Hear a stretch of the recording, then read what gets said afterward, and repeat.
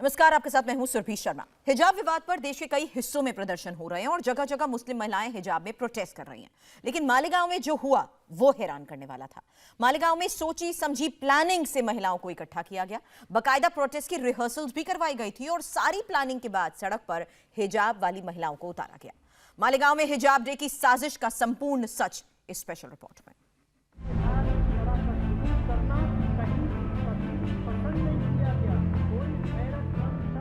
जुमा के दिन कोई भी खातून बगैर पर्दे के घर के बाहर ना निकले, यहाँ तक के जो समझदार बच्ची हैं उनको भी कम से कम स्कार्फ तो पहनाया जाए।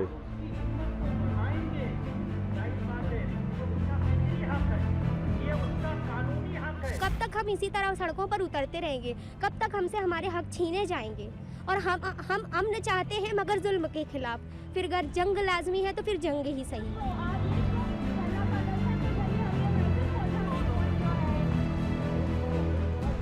जुमा के दिन हमने यौम हिजाब के तौर पर मनाने का फ़ैसला किया है। हमने आह्वान दिया है और हम ये चाहते हैं कि तमाम मुस्लिम ख़वातीन, हमारी बहनें और बेटियां हिजाब और पर्दे के साथ रहें।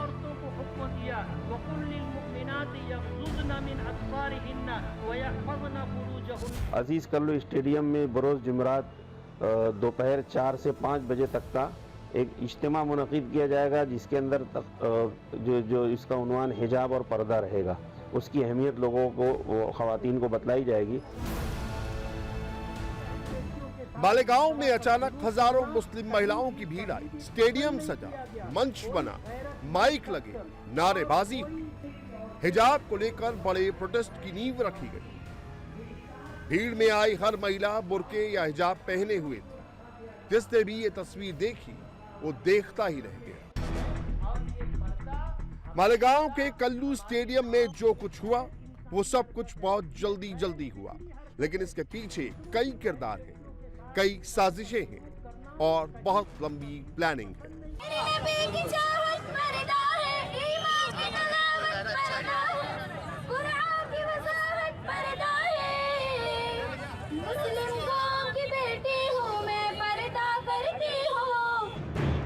पहली तस्वीर कर्नाटक के उडुपी की है, जहां से हिजाब विवाद शुरू हुआ। वहां पर किसी तरह की कोई गड़बड़ ना हो, इसीलिए पुलिस मार्च निकाला गया। दूसरी तस्वीर महाराष्ट्र के मालेगांव की है। यहां पर भी चप्पे चप्पे पर पुलिस तैनात है, क्योंकि यहां पर कुछ ऐसा होने वाला था जो पूरे देश को हैरान कर देता। मालेगांव में पिछले कुछ दिनों से बहुत बड़े प्रयोग की तैयारी की जा रही थी। मोबाइल में कुछ खास मैसेज आए, कुछ खास वीडियो को वायरल किया गया।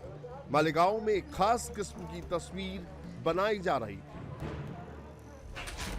नकाब हमारा बिल्कुल हक है, दीनी हक है हमारा, ये पैदाइशी हक है, दीनी हक है।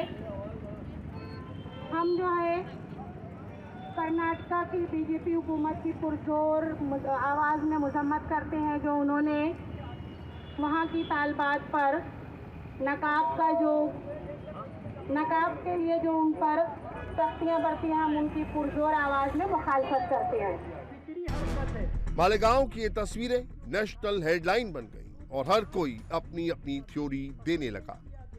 सोशल मीडिया में अलग अलग दावे किए जाने लगे, लेकिन इसका सच क्या है? पर्दे के पीछे कौन है? ये साजिश है या इत्तेफाक? इसका पता लगाना बेहद जरूरी था और हमारी टीम इसी की पड़ताल करने निकली। कुछ सवाल हैं जिनका जवाब हर कोई जानना चाहता है। मालेगांव में मुस्लिम महिला भीड़ के पीछे कौन है? क्या मालेगांव से कोई साजिश रची जा रही है?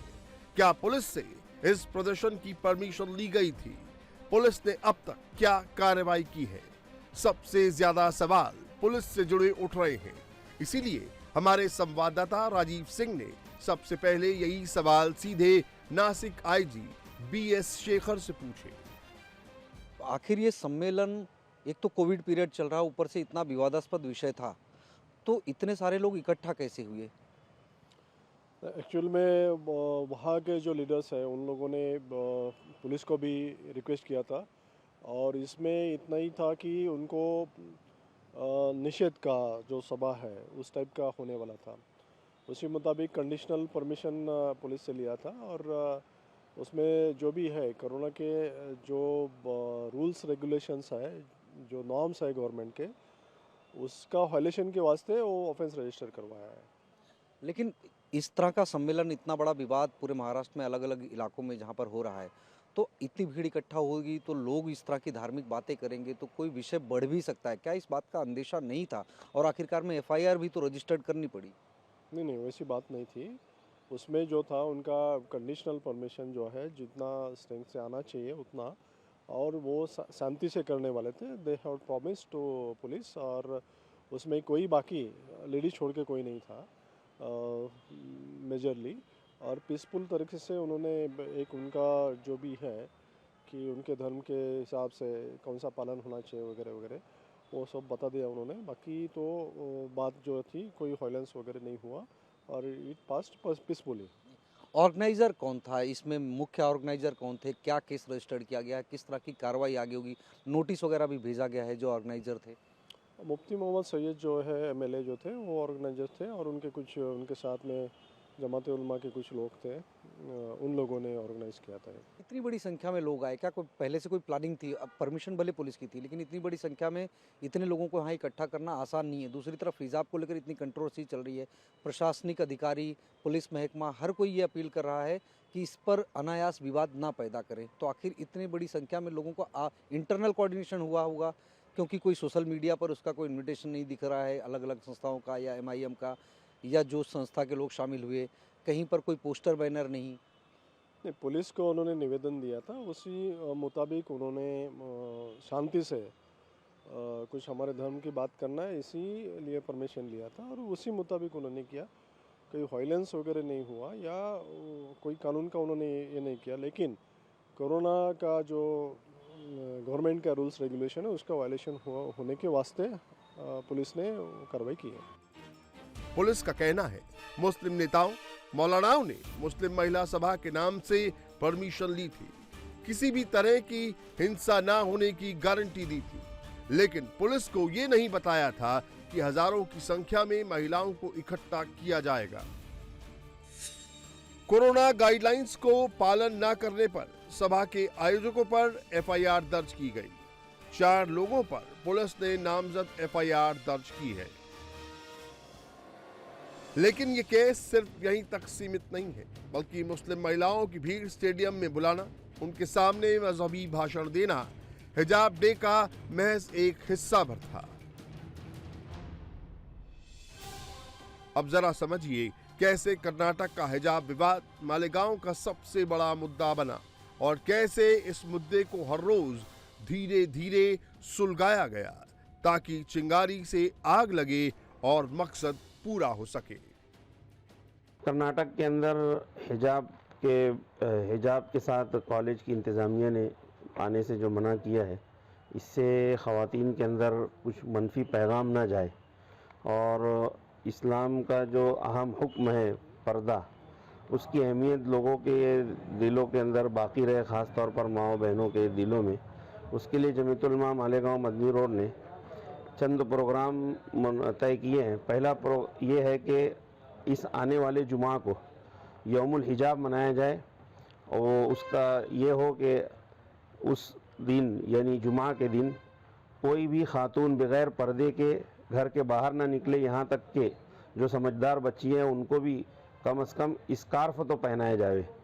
और इसी तरह पूरे शहर के अंदर कट आउट लगाया जाए जिस पर पर्दा हमारा हक़ है, आईनी हक़ है, मजहबी हक़ है, फ़र्ज़ है, इस तरह के स्लोगन वगैरह पूरे शहर के अंदर आवेज़ा किए जाएं। इसी तरह स्कूलों के अंदर अहदनामा रवाना किया जाएगा जिसके अंदर तालिबात अहद करेंगी कि हम हमेशा अपने इस्लामी इस हुक्म को अपनाए रखेंगे, इसको कभी नहीं छोड़ेंगे। मालेगांव में एक मोर्चा मौलानाओं ने खोल रखा था तो दूसरा राजनीतिक पार्टियों ने, जो हिजाब को मुद्दा बनाकर अपना वोट बैंक मजबूत कर रही हैं। कॉलेज की बच्चियों को पर्दा लगाने से, हिजाब पहनने से जो मना कर रही है, आज का जो धरना आंदोलन था, हमने खामोश एहतजाज किया और बीजेपी हुकूमत को और कर्नाटका हुकूमत को आज इस धरना प्रदर्शन के जरिए हम ये मैसेज पहुंचाना चाहते हैं कि आपके बनाए हुए जीआर और गवर्नमेंट के आए हुए जीआर के खिलाफ है। जो मुस्लिम लड़कियों को ऊपर पर्दे पर जुल्म किया जा रहा है। आज हम मालेगांव शहर राष्ट्रवादी कांग्रेस पार्टी के स्टूडेंट विंग की ओर से निकाला गया ये धरना आंदोलन खामोश एहतजाज किया गया है और इंशाल्लाह हम उम्मीद करते हैं कि हम इस आंदोलन में जरूर कामयाब होंगे। इंडिया टीवी हर वक्त हर जगह डाउनलोड करने के लिए सर्च करें India TV news Google play store या ऐप स्टोर पर।